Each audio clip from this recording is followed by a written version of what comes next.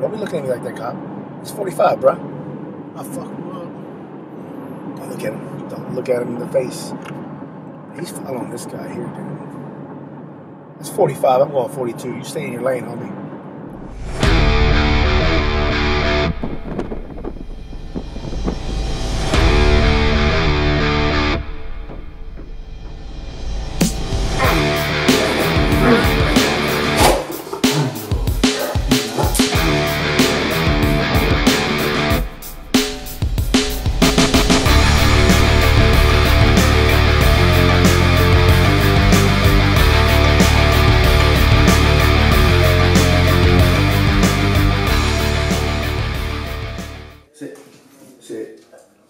Sit. No, sit.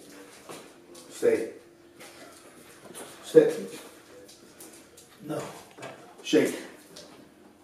Good boy. Sit. Sit. Shake. Other ball. Other ball. Don't bite me. Other ball. Other ball. Yeah. No, not yet. Sit. You know, a lot of guys in the bodybuilding industry I look up to, you know, in regards to GASP, you know, like, you know, work ethic and whatnot, like Branch and Guy, obviously the first two guys that come to mind, specifically in bodybuilding. You know, Guy talks about his dad his dad like positive role model, and kind of put the instilled a lot of the beliefs and thought process in him and the work ethic, and what motivates him. And, you know, for myself, you know, we all have a past and upbringing and whatnot. For me, I just didn't have that. Plain and simple. I didn't have much of it. The one what I do have is my old high school basketball coach, Coach Viatric, old Polish guy. And I just really looked up to him. So I always paid attention to what he said and how he carried himself. And over the years, you know, I got better in basketball. I wanted to impress him, and I wanted to make sure I was getting better and whatnot.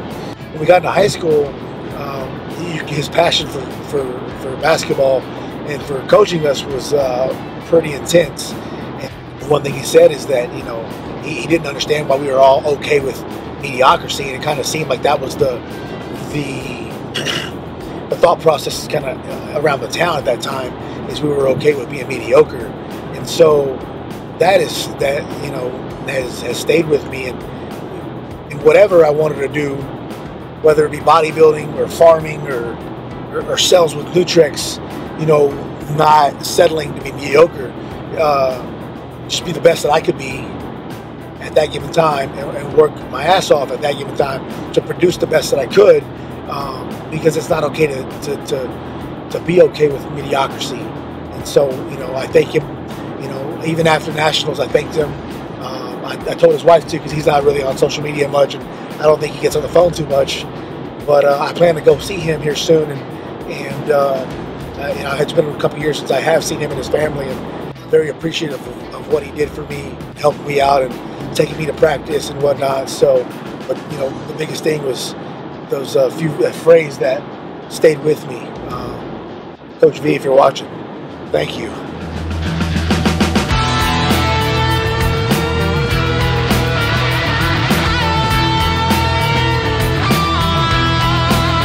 First day in Oklahoma, here at 4-Star Fitness off of May, getting a little chest workout in with IFE Pro Gina Davis.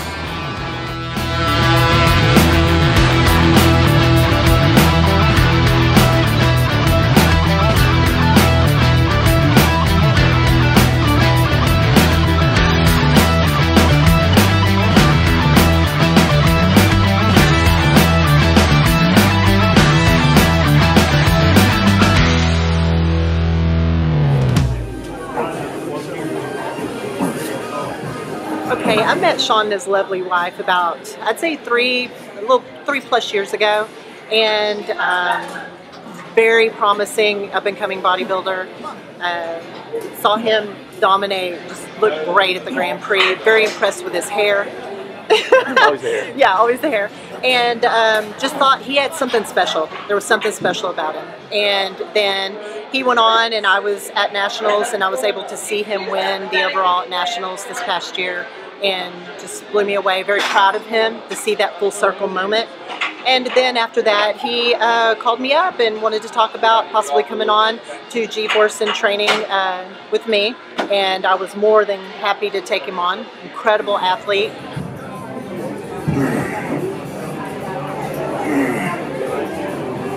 Switch.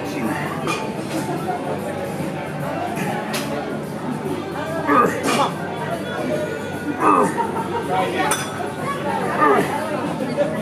That's what I do. My former mentor, who a lot of people know him, he's kind of a local legend around here, used to say, he had a statement, and this really meant something to me. It resonates with me now, and that which kills you minus one. And so that pretty much is how I do things. I have my niche, what I do, especially as a female in this industry, training some of the biggest, strongest guys in the state, if not the nation. I have to bring it every single time. And so what I do is I combine intelligence and hardcore, so it's IntelliCore, so to speak. And so every time they come, I mean, anybody can annihilate someone and just drive them into the ground. And especially, you know, sometimes the female may overcompensate and overtry and just annihilate someone, and I'm not in that business. I'm here to make muscles grow, create a more aesthetic, pleasing package, something that will please the judges, and something that both myself as a coach and my athlete can be very proud of at the end of the day. Today we did chest. He did a phenomenal job. I mean, no bodybuilder is truly complete, but his chest is more of a weakness in terms of all of his hook low. And so we're going to bring that chest up and just make him just pop, have that three-dimensional pop out at you on stage, so he can do great at the 212s.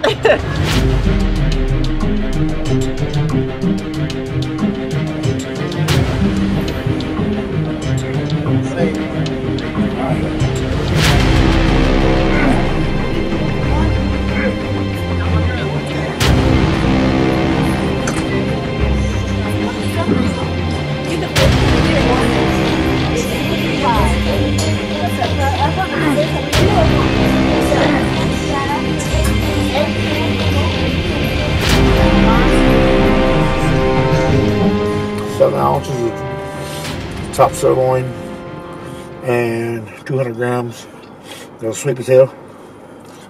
It's cold too, not warmed up. But the sweet potatoes make it all right. It was, you know, the simplest thing as far as like passing. In basketball, he never wanted us to get lazy with passing, and so he would say, you know, we'd make a lazy pass, and it was tried and true. It always happened.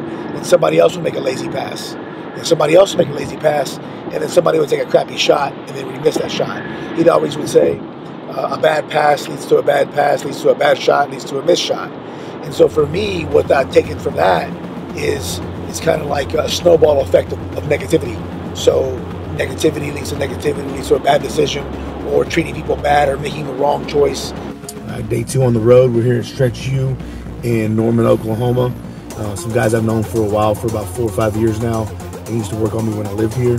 And it's just assisted stretching. The sessions are as little as like 15 minutes, 40 minutes, or even an hour. And some good friend of mine, Jaime and Francisco, and they put me through the torture chamber.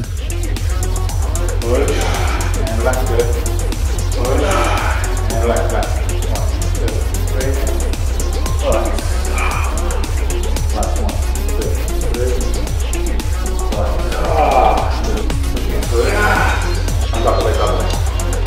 I felt good. Took a little bit longer than last time. He worked with me, so it helped too, because the issues that I'm having from driving so much. It's good to see these guys whenever I come into town. Definitely. Especially with the training that we'll do tonight, that we did last night, and then tomorrow. Function, being functional is the biggest thing. So appreciate it. Oh, you know, man, every time. Every time. I've tried to use that and more and focus on positivity, and whether that's what he meant or not, doing the right thing, possibly even accountability, even when nobody's watching, because I'm out here on the road. You know, I don't have a coach watching me, just me. So getting my meals in at the right time, doing my cardio, all of it, a good pass leads to a good pass. When that time is, to take the shot, to be there on stage or whatever it is, or to be in front of my accounts and make the sales, right? I position myself to be in the good spot to make the shot, or to make the sell, or to do well on stage. Oh, so cool. Do I have my towel on me like I'm a football player? Yeah. Wow. Brady. Grit, heart, and never say die attitude, and the proper guidance and mentality to get through it. And like I always say, like psycho button, you cannot get under a bunch of weight and pull it to your body. That's inviting the weight to come to you without having a heart. And you cannot teach heart. You have to be born with it. He definitely does.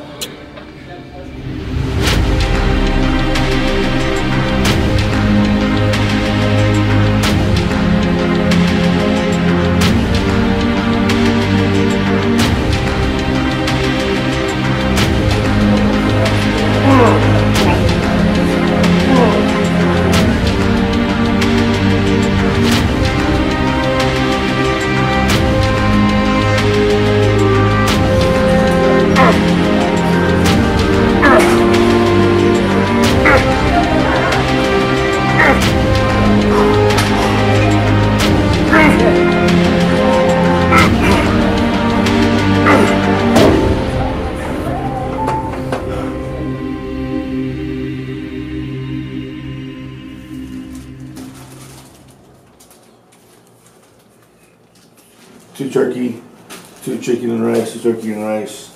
I've got my pre-workout cream of rice.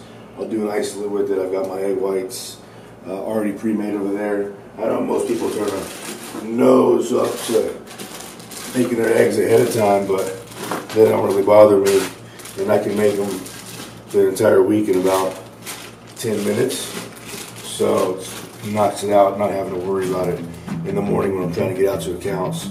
And just trying to just get going in the morning, so it actually helps tremendously having those done.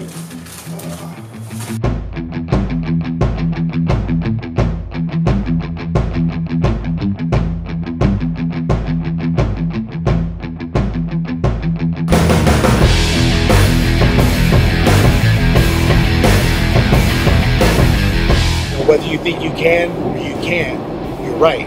Because I know those guys talk about like guys, like if anybody tells you you can't do it, tell them to go fuck themselves. You know, I got to realize my faults, and eventually I'd like to get there. But right now, I fight with that self-defeatism, beating myself up. And so, you know, a lot of you guys, if any of you deal with it, it sucks. And that, you know, before you even start, that'll cripple you. You know, not believing in yourself, not thinking that you can do it, or you have what it takes, or oh man, somebody else is good, their genetics are better, they're in a better position because their parents are this. And honestly, I have it, but it also pisses me off. And when I'm in the moment and I'm thinking about it and it pisses me off, I use it to drive me. I got to remind myself to kick myself in the ass and utilize that. But a lot of people can't, and a lot of people will beat themselves before they even start. They never even get in the race. At some point, you got to say, fuck it. You got to get out of the quicksand or the mud. You got to get out of the hole. You got to work.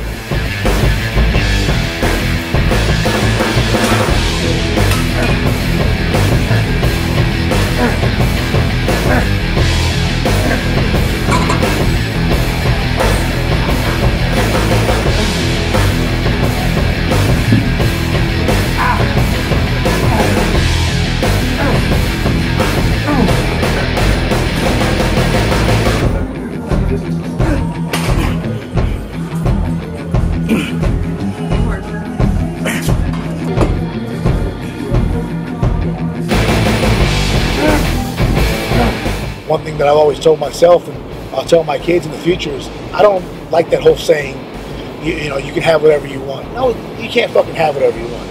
You can have whatever you're fucking willing to work for.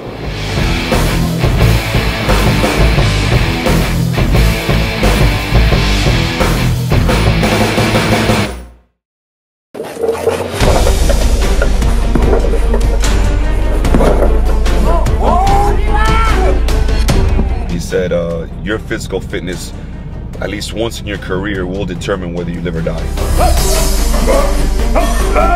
Come on. I had to be prepared physically, mentally, emotionally, because my life depended on it. My team and my partners' lives depended on it.